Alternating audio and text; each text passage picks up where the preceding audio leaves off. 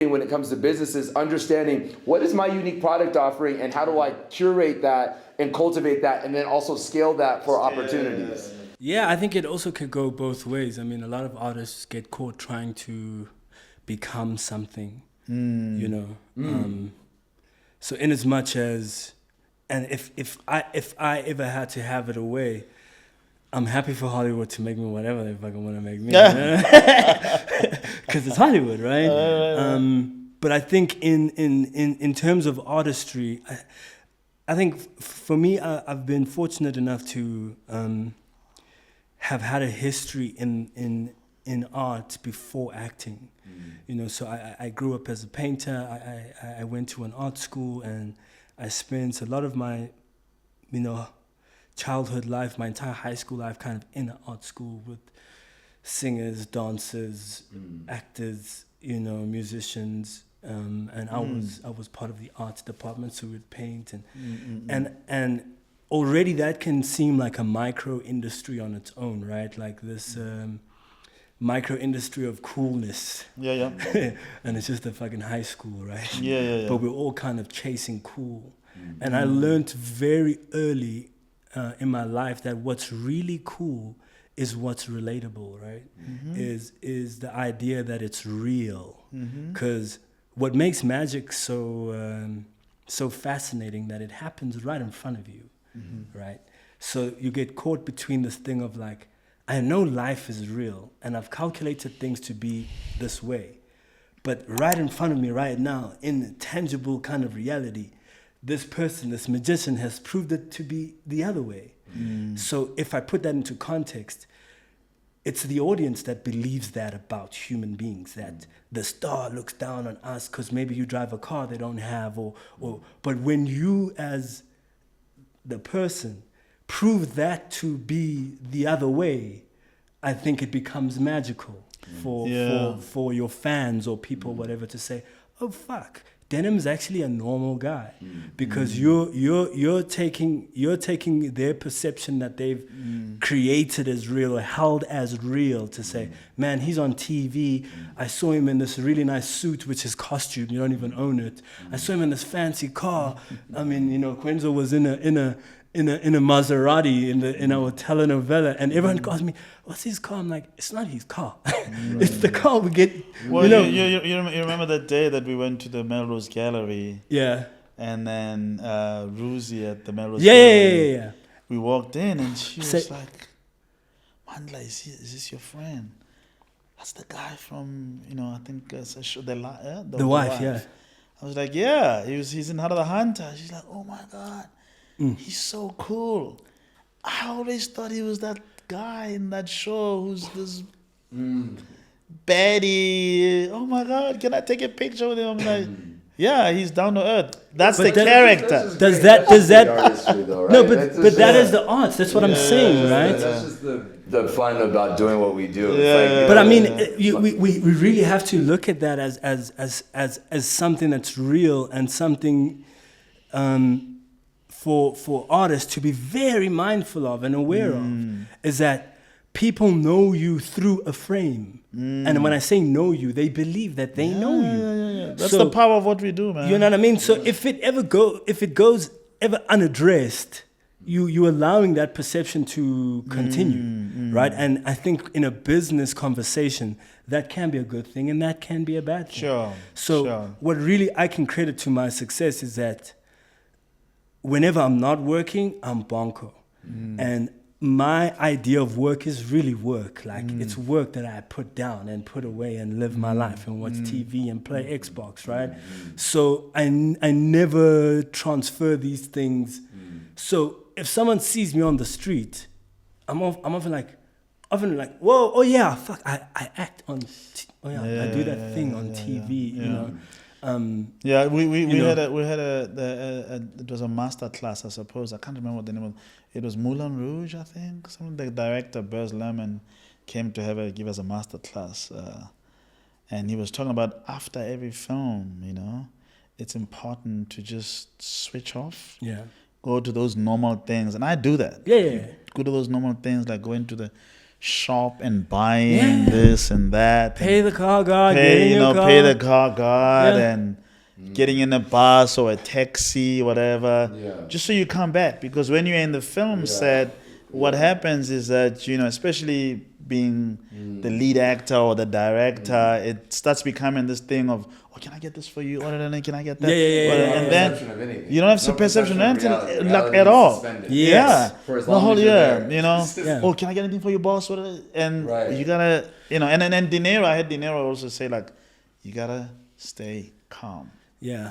because all of this can go away. At any Well, second. I think it's At any the second. most dangerous thing that happens in entertainment is when you start to like read your own press, right? When you start to really believe and buy into all the great hype. things. Like there's this one of my friends says he's like, you're never as good as you think that you are, and you're never as bad as they say you are, right? And it's this method that he uses to tricks his brain so that it can just stay equal, right? Otherwise, you start to get so kind of like, you're blessed enough to be on a set, and then depending on how long you're shooting, everybody is kind of there. You have transportation that's there for you, and then you have hair and makeup that's there, and then you have catering that's there for you, and then clothing and wardrobe. And so it's like all of these different things where you only have to do this one thing, but in your everyday life, you have to get into All your of that car, stuff. you have to turn it on. Yeah, it's have all to- on you like, now. these are all of those things. And so if you stay in those pockets, imagine if you're doing this 8-9 months out of the year, right? Or consistently, maybe you only have 4 weeks, and those 4 weeks you're going to some amazing resort somewhere where they're also doing the same thing. Yeah. You put together 1 or 2 years of that. What is that and somebody idea? asks You, I mean, I'm not gonna, remember that idea you told me yesterday? It was like method. Yeah. It's that you stay in You this stay suspended.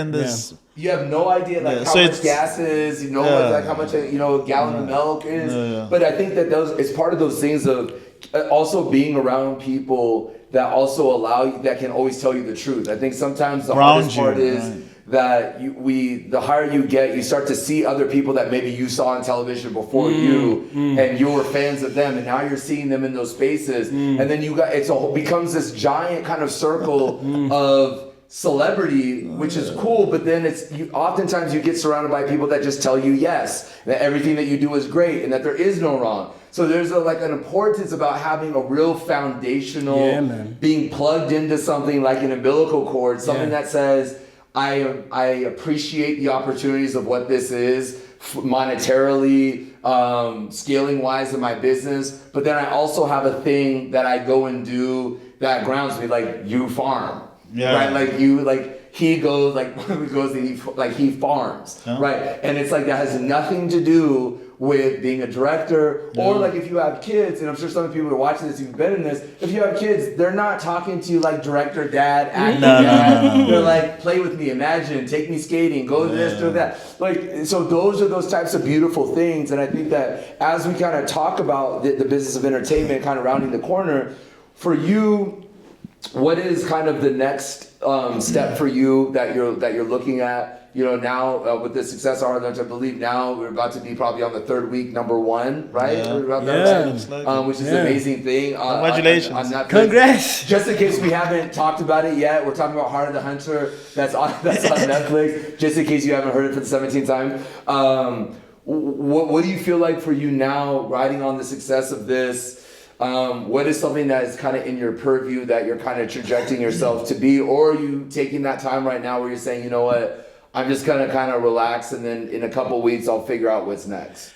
Yeah, man. I think if you do the business well, it takes care of itself, And I think I always try do my best, leave it behind, and let the results speak for itself, especially with something like filmmaking, I haven't seen Heart of the Hunter outside of the playbacks on set 2 years ago.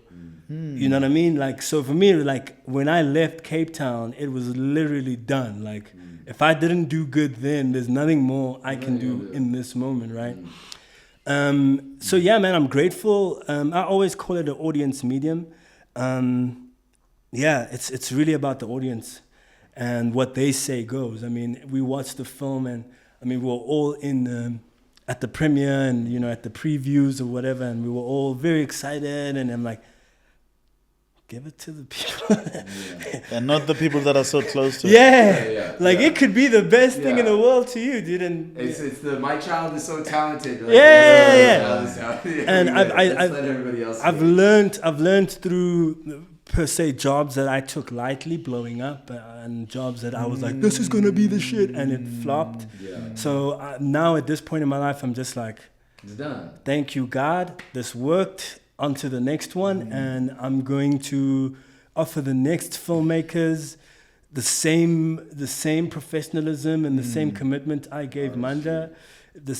And I mean, talking about the future, I think for me, it's really, as I said in the beginning, it's really about pushing boundaries within my own artistry, and then hoping the universe kind of meets me halfway with things that I can do that with. I think that's really the hardest part, right? Is when you've gone beyond just taking jobs. You're like, I'm sure Mandla has like a shot or this idea that like we just need the right film to do it on, And same with me, man. I've grown. I've had more. I have more ideas. I've been inspired between now and then to do something else cooler, maybe something different, and you just sit and wait that when the right job comes, it'll preparation means opportunity. It'll tell you that it's time, it's ready, But for now, like that's what I'm saying, man. Like for me, really thriving in the business is like really going against the grain. I would say number one, also being specific, but also going against the grain and kind of like having your own personal, because really what shines through in terms of giving you a voice or a unique selling point is that specific thing. If we look at someone like Christopher Nolan, right? He's been perfecting that time and space thing since Memento.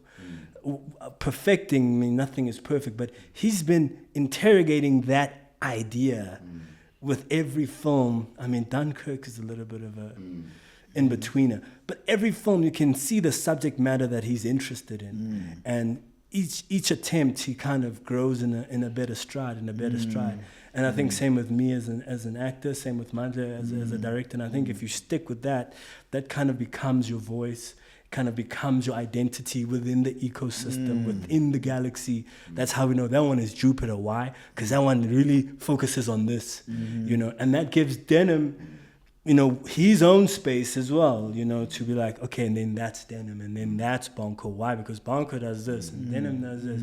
But now the real question is, do you define that, or do you just become calm enough and conscious enough to see the pattern emerge? Because you if you make a move, you could fuck it up, and if you're not aware, it could pass you by, right? So you have to really find yourself in a space where you're like, I am enough, right? And really, where I am, where the idea that I have of myself is a combination of what I've been told I do. And what I'm trying to do. And it's never a 70-30 or a 90-10. I always try to negotiate a 50-50 because I know that this is an audience medium. It's a business. I'm selling something. So as much as, it's the restaurant owner walking, you guys are good, you're having a good time, When he walks through every table, the manager, the restaurant, or the owner, he's checking in to find out what's working, what's not working. Let me get some reviews. And I mean, as much as reading your own press is good or bad, but it's good for you to understand what is working for you, right? It's good for you to understand what people are saying about you. So you can adjust that. I mean, my favorite acting experience was on a telenovela where every Thursday they would say something. We would trend every Thursday on Twitter. Here comes a note. Here comes the fucking note. Why would you not listen to the people literally telling you this is what we think, right? And I'm not saying I'm going to play along with you, but I'm going to use that information to either Jimmy you, create, and with during that telenovela, I was given a guy who's bad, right? he's a wife beater. He's a hardcore guy. And I was like, I'm gonna make you fall in love with him. So for the first kind of 3 episodes, he was like this charming, sweet guy, right? And then he fucks you up, right? But this is all because I knew your expectations, and like, it's a game. It's a tennis match with the audience. So I love the immediate feedback. I don't get caught in it. I take what I need. It's like eating chicken wings, bro. You don't eat the bone. You eat what you need. You throw the rest away. So I'm looking at the real reviews, things that really, you know, speak to what I'm doing. You know, people that can actually see that, oh, he's doing this, he's doing that. And you're like, okay, if that's what you want. That's a magic trick, right? It's a sleight of hand. He makes you focus on this while he does something under the table. And then, you know, so it's I think the best way, I think, to navigate the business is always have a finger on the pulse of what people are saying and what you want to do. Because what's the use of you trying to do something that they don't fuck with? Yeah, you know what I'm saying? Well put and well said. And you know, I when I did Galushi, I remember talking to the cast as well, and just reminding, like, you know, there is an audience out there, and we portraying something that is real, of people who lived. And yes, we are the current manifestation of magic. You know, it's like it's literally that. But we have to be conscious and aware that there's an audience. There's always, you know, folks who are on how do we, you know, stay grounded to the material and stay, because we tell stories from the heart, right? Stories that we tell come from here, but how do we connect with those at home, you know, from here, in as far as our performances, our directing, and so forth. So that's very well put.